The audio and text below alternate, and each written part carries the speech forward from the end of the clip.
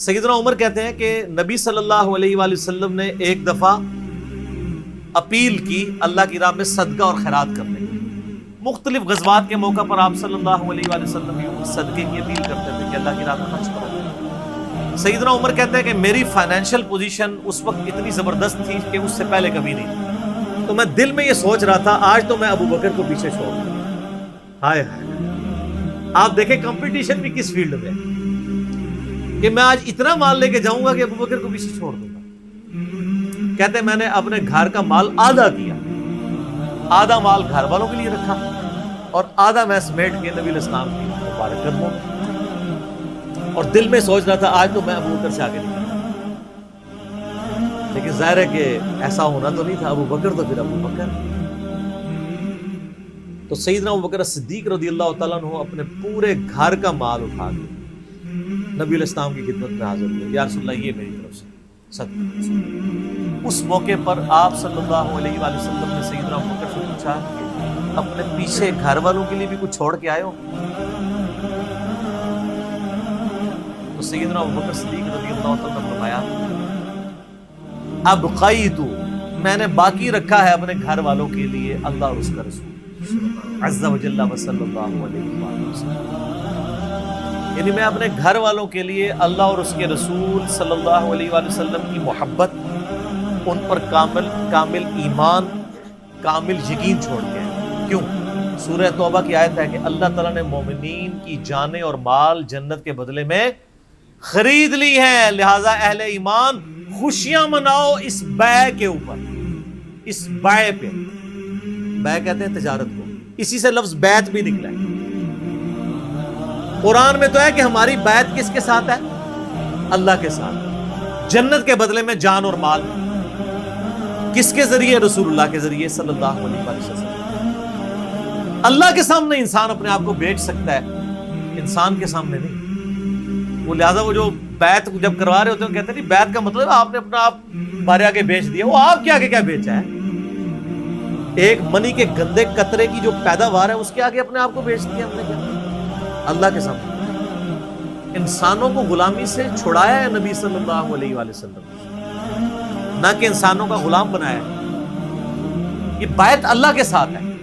جنت ملے گی جان اور مال کو اللہ کی راہ میں خرچ کرنے کی وجہ سے۔ تو سیدنا ابوبکر نے کہا کہ میں اللہ اور اس کا رسول باقی چھوڑ آیا ہوں۔ اس سے ہمارے بریلوی بھائیوں نے رزلٹ نکالا کہ نبی صلی اللہ علیہ وسلم حاضر و ناظر ہے۔ شکر ہے کہ گوروں کو اردو نہیں آتی اور ان کو انگریزی نہیں آتی، ورنہ وہ لٹریچر کے ان الفاظ کا مذاق اڑاتے۔ یہ تو حضرت ابوبکر کے بھی دماغ میں نہیں تھا کہ حاضر و ناظر کسی نے نکال دیا۔ یہ تو لٹریچر کی زبان میں بات ہو رہی تھی کہ میں اللہ اور اس کا رسول چھوڑا، فزیکلی چھوڑنے کی بات نہیں ہو رہی تھی، نہ حاضر و ناظر نہ روحانی طور پہ۔ یہی بات ہو رہی تھی کہ اللہ اور اس کے رسول پہ جو ایمان ہے وہ ہمیں کافی ہے، اللہ تعالیٰ ہمیں اور دے گا۔ یہ ان کے دماغ میں نہیں تھا۔ پھر بھی اگر وہ کہتا نہیں اس سے مراد فزیکلی چھوڑنا ہے تو پھر تو ان کا عقیدہ بھی خراب ہو جائے گا۔ یہ تو ایون کہتے ہیں کہ آپ اللہ تعالیٰ کو عرش پہ مانیں تو یہ اس کے لیے مکان آپ مخصوص کر رہے ہیں، اور یہ عقیدہ شرک ہے، حنفی کہتے ہیں۔ وہ کہتے ہیں اللہ تعالیٰ زمان و مکان سے پاک ہے، تو اگر عرش پہ اللہ کو مانے تو یہ کہتے ہیں یہ تو گستاخانہ عقیدہ اور کفری عقیدہ ہے۔ اور حضرت ابوبکر کہہ رہے ہیں میں گھر میں اللہ کو چھوڑ کے آیا ہوں، تو گھر مکان ہے کہ نہیں؟ تو ان کے نزدیک تو حضرت ابوبکر بھی پھر کافر ہو جائے گے نعوذ باللہ، کیونکہ انہوں نے بھی تو مکان ثابت کیا نا اللہ کے لیے۔ کہتے ہیں نا اللہ نہ مکان ہے، اللہ کے لیے کوئی مکان نہیں ہے۔ یہ میں ان کا عقیدہ بتا رہا ہوں۔ تو پھر وہاں پھر آپ کو کہیں نہیں یہ تو محاورتاً بات ہوئی ہے کہ اللہ اور اس کا رسول چھوڑا ہے۔ یہ میں پھکی ساتھ دیتا ہوں۔ سر پھکی جو ہوتی ہے نا، جب کوئی علمی بات سنے نا اور آپ کے نظریات کے خلاف ہو تو پیٹ میں مروڑ اٹھتا ہے، تو ساتھ ہی جب ہم پھکی دیتے ہیں نا وہ مروڑ ٹھنڈا ہو جاتا ہے۔ جو مروڑ اٹھا ہوگا نا وہ ساتھ ہی ٹھنڈا ہو جائے گا۔ آپ نے ان کو کہنا ہے یہ تو آپ کا بھی عقیدہ نہیں ہے کہ اللہ تعالیٰ حضرت ابوبکر کے مکان کے اندر ہے، کیونکہ آپ تو کہتے ہیں اللہ کے لیے مکان ثابت کرنا تو کفر ہے۔ تو پھر کیا؟ تو پھر آپ کو وہی معنی کرنا پڑے گا جو ہم کر رہے ہیں۔ یہ لٹریچر کی زبان میں بات ہو کہ میرے لیے اللہ اور اس کا رسول ہی کافی ہے۔ اچھا یہ دیکھیں ان لوگوں نے پھر اس سے نا بڑی اور چیزیں بھی نکالی۔ وہ سورہ الزمر کی آیت ہے نا، الیس اللہ بکاف عبدہ، کیا اللہ اپنے بندے کے لیے کافی نہیں ہے؟ تو اہل حدیثوں نے اس کے سٹیکر چھپوا کے لگائے مختلف جگہ پہ، ان کی انٹینشن کوئی غلط نہیں تھی، لیکن اب جو بزرگوں کے باپوں کے ماننے والے ہیں انہوں نے کہا کہ جی جناب یہ تو مصیبت کھڑی ہو جائے گی، ہم نے تو بزرگوں کو بھی پکارنا ہے، یہاں تو صرف اللہ ہے، حالانکہ انہوں نے یہ نہیں دیکھا، یہ تو قرآن کی آیت ہے، سورہ الزمر کی پارہ نمبر 24 کے پہلے صفحے کے اوپر، الیس اللہ بکاف عبدا، کیا اللہ اپنے بندے کے لیے کافی نہیں ہے؟ انہوں نے اس کے مقابلے پہ سٹیکر چھاپے کہ میرے لیے اللہ، اس کا رسول، بزرگان دین، فلاں فلاں فلاں، جتنی انہوں نے لگانے ہوتی ہیں نا وہ کافی ہیں، اور نیچے حدیث لکھی کہ حضرت بکر صدیق جب گھر کا سارا سامان لے کے آئے تو نبی علیہ السلام نے پوچھا باقی کیا چھوڑ آئے ہو؟ تو انہوں نے کہا میرے لیے اللہ اور اس کا رسول ہی کافی ہے۔ پہلی بات ہے یہ حدیث کے الفاظ ہی نہیں ہیں، انہوں نے کہا تھا میں اللہ اور اس کے رسول کو چھوڑ آیا ہوں، اس کا بالمفہوم ترجمہ آپ بنا سکتے ہیں، لفظی ترجمہ یہ تھا، لیکن چونکہ انہوں نے کافی کے مقابلے میں کافی کرنا تھا نا تو ترجمہ چینج کیا۔ پہلی تو یہ ڈنڈی بات ہے، اور وہ تو اب ڈنڈی ہم نے اللہ کی وجہ سے ختم کر دی ہو، میرا اس پہ کلپ بھی ایک ریکارڈ ہو چکا ہے، میرے لیے اللہ اور اس کا رسول کافی ہے۔ ہم مانتے ہیں اگر آپ دینی تعلیمات کی بات کریں تو ہمارے لیے اللہ اور اس کا رسول، نبی علیہ السلام کے صحابہ، آپ کے اہل بیت، تابعین، تبع تابعین، صحیح العقیدہ مسلمان سارے ہمارے لیے کافی ہیں، لیکن یہ تقدیر کے معاملات کی بات نہیں ہو رہی ہے، علم دین کے پوائنٹ آف ویو سے بات ہو رہی ہے۔ جب تقدیر سے کوئی چیزیں ریلیٹڈ ہوں گی پھر صرف اللہ کے ساتھ خاص۔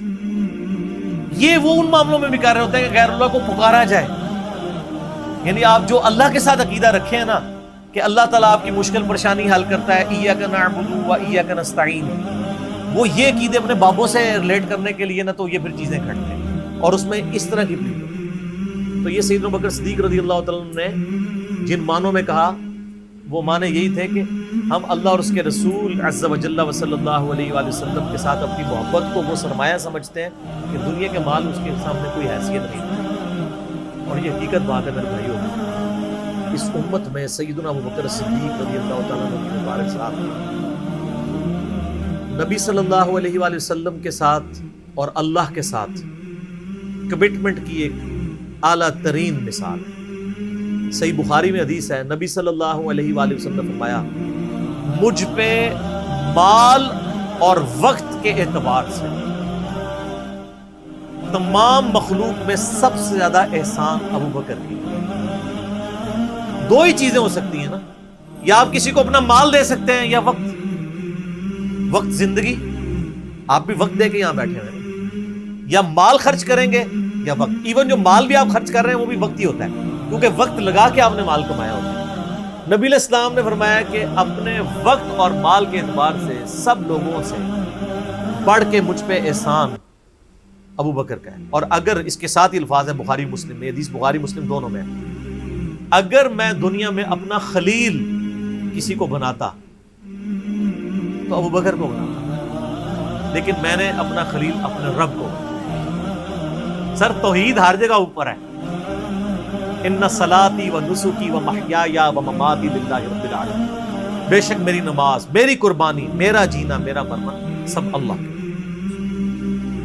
البتہ ابو بکر میرے دین کے اعتبار سے اور مودت کے اعتبار سے میرے دوست، میرے بھائی، لیکن خلیل اللہ ایک کیا نہیں، احسان یہی احسان ہی ہوگا نا، محسن ہی ہوگا نا، احسان۔ ایک روایت ترمذی میں ہے، وہ ضعیف ہے، میں ساتھ بیان کر رہا ہوں، اس میں الفاظ ہے کہ میں نے دنیا میں ہر شخص کے احسان کا بدلہ اتار دیا سوائے ابو بکر کے۔ یہ روایت اصول محدثین پہ کمزور ہے، لیکن جو میں نے روایت بیان کی ہے نا وہ صحیح بخاری کی، وہ اس میں آلموسٹ فٹ ہی نہیں بیٹھتی۔ تو سیدنا ابو بکر صدیق رضی اللہ تعالیٰ نے کوئی موقع نہیں جانے دیا نبی علیہ السلام کے ساتھ اپنی کمٹمنٹ میں کہیں پہ بھی کمزوری نہیں دکھائی پوری زندگی۔ آپ کو پتہ ہے صحیح بخاری میں موجود ہے، عروہ ابن زبیر حضرت ابو بکر کا نواسہ کہتا ہے کہ میں نے عبداللہ بن عمر بن عاص سے پوچھا کہ نبی علیہ السلام پہ جو کافروں نے مصیبتیں ڈھائی تھیں ان میں سے کوئی مشکل وقت ہمیں بتائیں۔ احد کا وقت تو سب کو پتہ ہے، تو انہوں نے کہا مجھے وہ وقت یاد ہے کہ مکے کا دور تھا، تو عقبہ ابن ابی معیط جس نے ایک دفعہ نبی علیہ السلام کے، صحیح بخاری مسلم میں آتا ہے کہ کندھے پہ اوجڑی لا کے اونٹ کی رکھتی تھی، پھر سیدہ فاطمہ آئی اور انہوں نے ہٹائی، اس نے نبی علیہ السلام کے گردن میں ایک دفعہ چادر ڈالی، صحیح بخاری میں آتا ہے، اور اتنی زور سے کھینچی، گلا دبایا، قریب تھا کہ آپ مبارک آنکھیں باہر نکلیں۔ تو اتنے میں سیدنا ابوبکر صدیق وہاں آئے اور انہوں نے اس کو مار کے ہٹایا، اور قرآن کی وہ آیت پڑھی، کیا تم ایک شخص کو صرف اس لیے مار دینا چاہتے ہو کہ وہ کہتا ہے کہ میرا رب اللہ ہے؟ اور پھر اس کے بعد جو حضرت بکر کی پٹائی ہوئی وہ الگ چیز ہے، لیکن وہ اس لیول کے اوپر اپنی جان نثار کرنے کے لیے تیار ہو گئے۔ غزوہ احد کے موقع پر صحیح بخاری میں آتا ہے کہ 12 بندے صرف نبی صلی اللہ علیہ وسلم کے ساتھ رہ گئے تھے 700 میں سے، اور ان 12 میں حضرت ابوبکر بھی شامل تھے، حضرت علی بھی تھے، حضرت عمر بھی تھے۔ اس وقت بھی کمٹمنٹ آپ دیکھ لیں، پیچھے نہیں بالکل ہے۔ ہر موقع پہ جہاں پہ قربانی کا موقع آیا، پوری کمٹمنٹ کے ساتھ نبی صلی اللہ علیہ وآلہ وسلم کا ساتھ۔ حضرت عمر بن عاص کہتے ہیں بخاری اور مسلم دونوں میں، نبی علیہ السلام نے مجھے ایک لشکر روانہ کیا تو اس لشکر کا امیر بنایا، تو مجھے یہ زوم ہوا کہ میں حضور کا بڑا لاڈلا ہوں۔ تو میں نے کہا یا رسول اللہ صلی اللہ علیہ وسلم، آپ کو لوگوں میں سب سے بڑھ کے محبوب کون ہے؟ تو فرمایا عائشہ سلام اللہ علیہ۔ تو میں نے کہا نہیں یا رسول اللہ، میں مردوں میں پوچھ رہا ہوں۔ تو کہا اس کا باپ ابوبکر۔ پوچھا اس کے بعد، کہا عمر۔ اور پھر کہتے ہیں میں حضور سے پوچھتا گیا، آپ نام لیتے کہ میرا نام کوئی نہیں لیا، پھر میں خاموش ہو گیا کہیں میں ان بندوں میں شامل ہی نہ ہو۔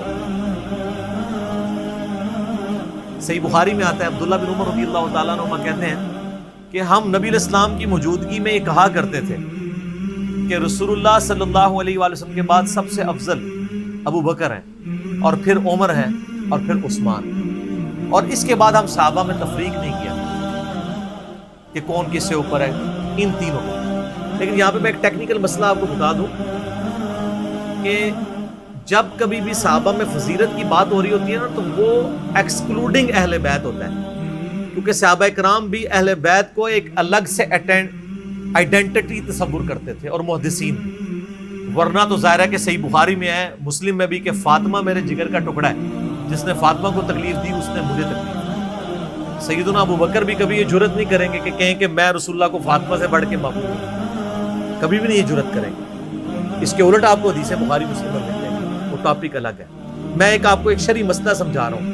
محدثین کے ہاں، صحابہ کے ہاں، جب کبھی بھی صحابہ کی فضیلت کی بات ہو رہی ہوتی ہے تو وہ ادر دین اہل بیت ہوتا ہے، یعنی اگر یہ فضیلت کی بات ہو رہی ہے تو اس میں حضرت فاطمہ، حسن و حسین، حضرت علی شامل نہیں ہے، وہ ہاں وہ الگ سے ہے، وہ کیٹیگری الگ ہے، وہ اہل بیت کی کیٹیگری میں فال کرتی ہے۔ اور یہ اہل بیت کی کیٹیگری اتنی سٹرونگ ہے، آپ حدیث کی کتابوں میں دیکھیں گے کہ صحابہ کرام کے فضائل پہ چیپٹر الگ ہے، اہل بیت پہ الگ ہے، اور امہات المومنین پہ الگ ہے۔